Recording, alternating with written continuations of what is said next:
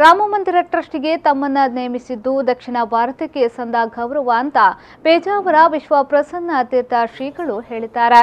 ಉಡುಪಿಯ ಪೇಜಾವರ ಮಠದಲ್ಲಿ ಇದೇ ಮೊದಲ ಬಾರಿಗೆ ಪ್ರತಿಕ್ರಿಯೆ ನೀಡಿದ ಶ್ರೀಗಳು, ದಕ್ಷಿಣ ಭಾರತದಲ್ಲಿಯೇ ಒಬ್ಬರಿಗೆ ಅವಕಾಶ ಒದಗಿ ಬಂದಿದೆ. ಆ ವ್ಯಕ್ತಿ ನಾನು ಆಗಿರುವುದಕ್ಕೆ ಸಂತೋಷವಾಗ್ತಿದೆ. ಇದು ಗುರುಗಳ ಸೇವೆಗೆ ಸಂದ ಗೌರವ ಅಂತ ನಮ್ಮ ಗುರು ಪೇಜಾವರ ವಿಶ್ವೇಶತೀರ್ಥರನ್ನ ಸ್ಮರಿಸಿದ್ದಾರೆ. ಇದು ತುಂಬಾ ದೊಡ್ಡ ಜವಾಬ್ದಾರಿ ಎಂದಿರುವ ಶ್ರೀಗಳು, ಈ ಜವಾಬ್ದಾರಿ ನಿರ್ವಹಿಸಲು ಸಮಾಜದ ಎಲ್ಲರ ಸಹಕಾರ ಬೇಕು. ವಿಶ್ವಸ್ತನಾಗಲು ಒಪ್ಪಿಗೆ ನೀಡಿ ಸ್ವೀಕೃತಿ ಪತ್ರ ಕಳುಹಿಸಿದ್ದೇನೆ. ರಾಮ ಮಂದಿರದ ಕಾರ್ಯ ಯೋಜನೆಗಳು ಮುಂದಿನ ಸಭೆಯಲ್ಲಿ ನಿರ್ಣಯವಾಗಲಿವೆ. ಮುಂದಿನ 15 ದಿನಗಳಲ್ಲಿ ಮೊದಲ ಸಭೆ ನಡೆಯಬಹುದು ಎಂದು ಹೇಳಿದರು. ಟ್ರಸ್ಟಿಯಾಗಲು ಅವಕಾಶ ದೊರೆತರೆ ಒಪ್ಪಿಕೊಳ್ಳುವಂತೆ ಗುರುಗಳು ಸೂಚಿಸಿದರು. ಗುರುಗಳ ಜೊತೆ ಹೋರಾಟದಲ್ಲೂ ಭಾಗಿಯಾಗಿದೆ ಎಂದು ನೆನಪಿಸಿಕೊಂಡ ಶ್ರೀಗಳು, ಉತ್ತರ ಭಾರತದ ಅನೇಕ ಸಭೆಯಲ್ಲಿ ಭಾಗಿಯಾಗಿದೆ. ರಾಮ ಮಂದಿರ ಭವ್ಯವಾಗಿ ನಿರ್ಮಾಣವಾಗಬೇಕು, ಜಗತ್ತಿನ ಗಮನ ಸೆಳೆಯುವ ಮಂದಿರವಾಗಬೇಕು, ಯಾತ್ರಿಗಳಿಗೆ ಅನುಕೂಲ ಕಲ್ಪಿಸುವ ವ್ಯವಸ್ಥೆ ಮಾಡಬೇಕು ಎಂಬುದು ನನ್ನ ವ್ಯಕ್ತಿಗತ ಅಭಿಪ್ರಾಯ.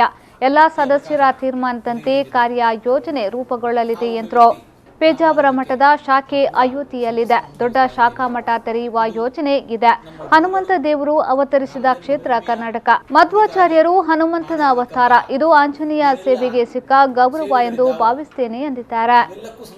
ಕೇಂದ್ರ ಸರ್ಕಾರವು ಶ್ರೀರಾಮ ಜನ್ಮಭೂಮಿ ತೀರ್ಥಕ್ಷೇತ್ರದ ಟ್ರಸ್ಟ್ನ ಸದಸ್ಯರನ್ನಾಗಿ ನಮ್ಮನ್ನು ಕೂಡ ನಾಮನಿರ್ದೇಶನ ಮಾಡಿದೆ.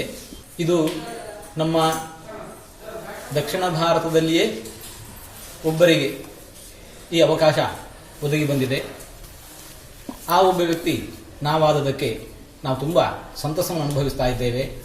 ಇದು ನಮ್ಮ ಗುರುಗಳು ರಾಮ ಜನ್ಮಭೂಮಿಯ ಕುರಿತಾಗಿ ಮಾಡಿರತಕ್ಕಂತಹ ಏನೆಲ್ಲ ಸೇವೆಗಳಿದ್ದಾವೋ ಅವೆಲ್ಲಕ್ಕೂ ಸಂದಿರತಕ್ಕಂತಹ ಗೌರವ ಅಂತ ನಾವು ಭಾವಿಸ್ತೇವೆ.